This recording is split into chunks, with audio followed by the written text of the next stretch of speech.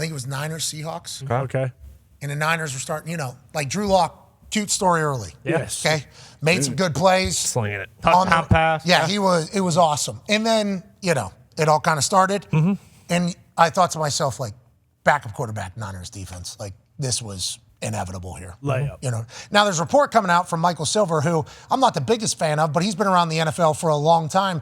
He's saying that Kyle Shanahan said to the boys, whoever gets under DK Metcalf's skin gets a Christmas gift from me. And Fred definitely did that. Winner. Fred wins a Christmas gift from Kyle Shanahan. But everything they're doing there in San Francisco is awesome. And as I was watching that game and they were pulling away, I'm like, we only have a couple months left of this. Yeah, that's right. Yeah. Like It's damn sure. And I'm not that type of guy. I'm a big we got to enjoy this moment right now. Mm-hmm. We don't need to be looking for negatives because there's already enough negative in the world. Let's look for the opposite. Let's look for the positive. And then as the games unfold, I'm like, we only get this for a few more. Yeah, we don't have much left. So let's enjoy tonight. Amen. When Tommy DeVito is hosting a Monday Night Football game, let's enjoy the hell out of it. With Tyreek Hill on Monday Night Football, let's enjoy the hell out of it. We only have a few weeks left. How about this Niners team, AJ? How about this Niners team? Now, obviously, I have loved this program. I like the way they operate. I like the way the defense not only does their job, but they talk shit. Mm-hmm. Like, I appreciate anybody that talks shit and is good. Okay, if you talk shit and you're bad, you are the most insufferable human of all time. That's a good heel move. You're not trying to be liked. But if you talk shit and you're good and you back it up, because anytime you promote something and then you do it, it's like mad respect. When I watched them play the Seahawks, what was that, last year or 2 years ago? Last year. On Thursday Night Football in Seattle. I got a chance to experience Seattle. Fantastic. Very loud. It's cracked up to be everything that it is and more. But what I noticed from the Niners team is they fly on the defensive side. They fly all over the place. Normally 10 guys in the shot. You'll normally see 9 or 10 guys in every single tackle in the film. It's like they rally to the ball, but then they're also letting you know that they are all day. Like, hey, this is who we are. Like, I love that. And on the offensive side, I got a chance to see Brock Purdy. George Kittle, I think, had 2 touchdowns in that game. He had been on a run. That was at the beginning of this Brock Purdy party that has kind of taken over in San Francisco. You watch their offense, it's like they got the same mentality. Like, Trent Williams will fight you. Oh, yeah. Like, Deebo Samuel will fight you. Not afraid. These people, George Kittle will fight you. Like, this is a team that's built in an old school fashion. They're all in. They have their, and you see Ayuk was blocking down the field. Here's the first play of the game. 70 yards down the field. First play of the game. Ayuk is still trying to get a pancake. Yeah, kill that dude. That's not everywhere. They're built the right way. And I don't know if you heard Trent talking about Purdy, but if Purdy heard this, Purdy needs to know you done good. This is what maybe the biggest dog in the NFL, Trent Williams, left tackle for the Niners, had to say about the critics to Brock Purdy after the game yesterday.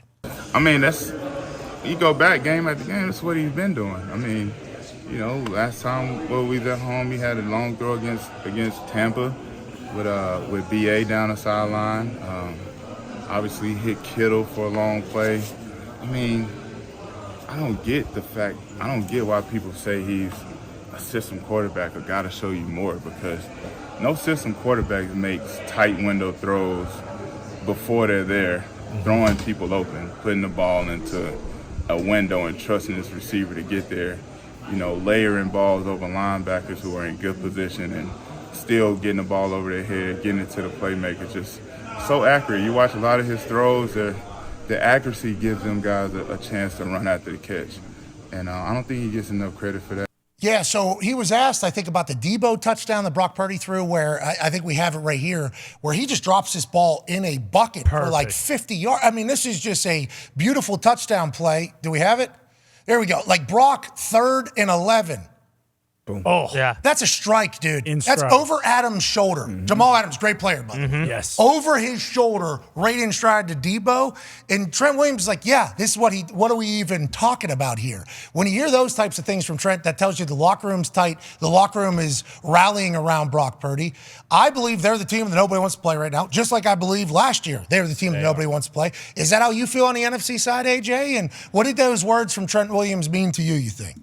Well, the more we talked about him, the more you were showing the clips and we see Trent speaking, I was just thinking, their team has so much firepower, offense, defense, special teams, but so much I guess they're so physical too. Is there any other team like that where their defense and their offense kind of mirror each other, how they kind of play off each other? It's crazy to think. That's why the very first play of the game when McCaffrey's going for 70-something, like that right there has to feel pretty good to set the tone. There we go. Ayuk again in the shot, blocking downfield. Kittle's blocking downfield. Like, this is who they are, and I think they're finally starting to turn on a little bit. But about Purdy too, like, that's awesome. Trent's given like examples of why and how great he is, and he's doing it consistently. It's not like this is every once in a while. He does this every single game. He makes throws like this, and also Trent said he's throwing, like, his pinpoint accuracy is throwing so guys can have some yards after the catch because he puts it to where they can turn and get upfield. And it's been fun to watch. It really is. Con, man, there was some Joe Montana stat about Brock Purdy. Do you remember what it was? I believe it was something along the lines of, like, he's the first quarterback with a certain percentage. 8 straight, 70% completions. Yes, bingo. Yeah, Brock Purdy now has 7 straight games completing 70% or more of his passes. Last player to do it in 8 straight games, Joe Montana. That's the conversation over there right now. Oh, yeah, he's unbelievable. Like, every single week, I feel like we've come in here. We're not saying he's Joe. No, not at all. But they're saying we might got the next one. Yeah.